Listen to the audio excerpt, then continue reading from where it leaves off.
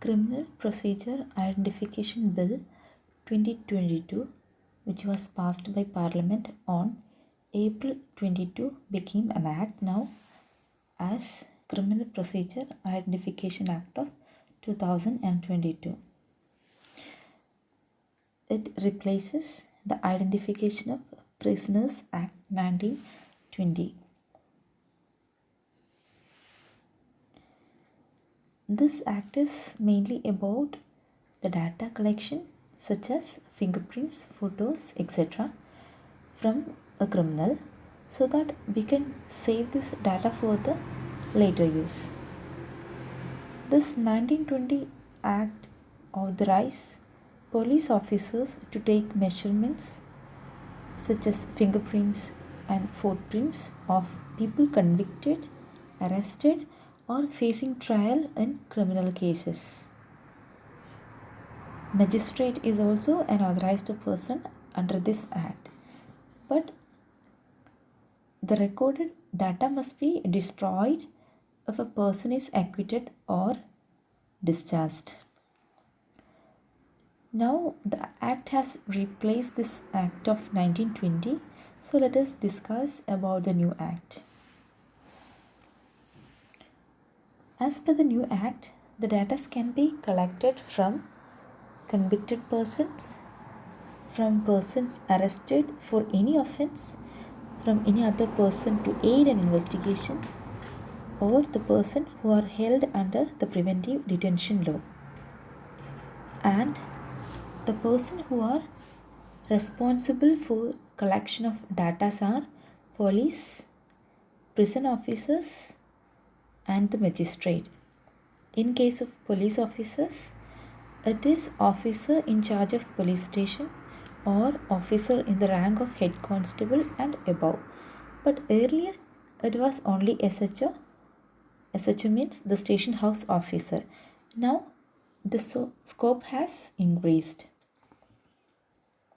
Along with the police officer, prison officer also can collect data, and in case of magistrate, he can also order for the collection of data. Now let us see what all are the data collected or the items included in the data collection. It includes finger impressions, palm print impressions, footprint impressions, photographs, iris and retina scan, physical, biological samples and their analysis, behavioral attributes including signatures, handwriting or any other examinations. Once all these data are collected, these data will be stored by NCRB or National Crime Record Bureau, and the NCRB can retain this data in digital or electronic form about 75 years, and they can also share the data with the law enforcement agencies, and if any state or union territories want this data, they can notify the agencies to collect, preserve and share data in their respective jurisdictions so that they can use this data not only in a single case but also for many other cases. Now, what if a person refuses to give his data? In this case, this will be considered as an offense of obstructing a public servant from doing his duty.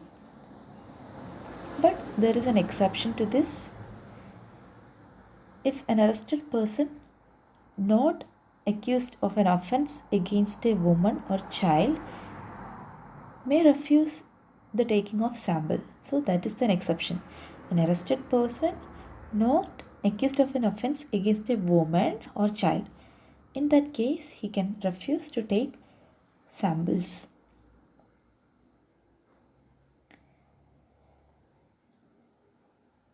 And all others will have to give their data. But there is also a provision for the removal of data.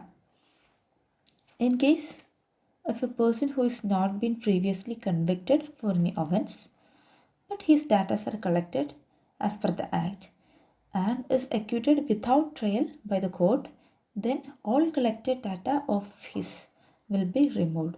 So that is the only case of removal. Okay, if that person is not previously collected and is acquitted without trial by court, then all his collected data will be removed. But even then, we can say that this will happen only in some cases. In rest of the cases, the data will be recorded and stored by the NCRB. Actually, this is a violation of our fundamental right. Specifically, it violates Article 23, which protects the right against self-incrimination. Self-incrimination means giving proof against oneself.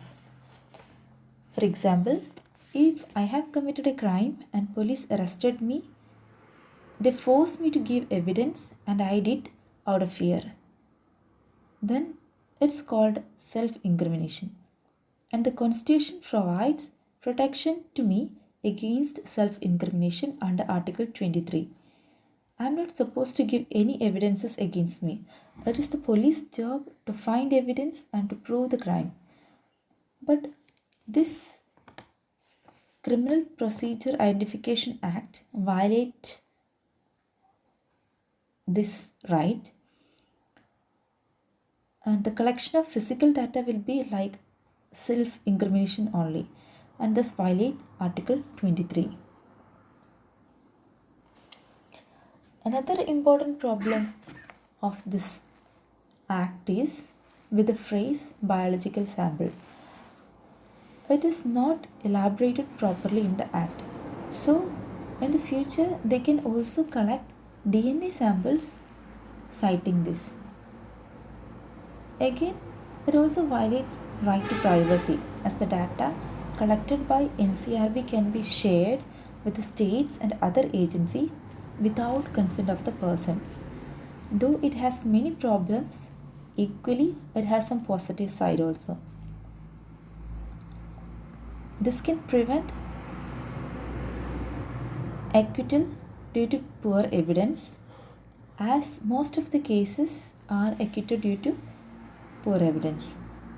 It also increases efficiency and speed of the investigation, and the conviction rate will be increased and also serve justice to victim. So these are all the some of the positive aspect of this act.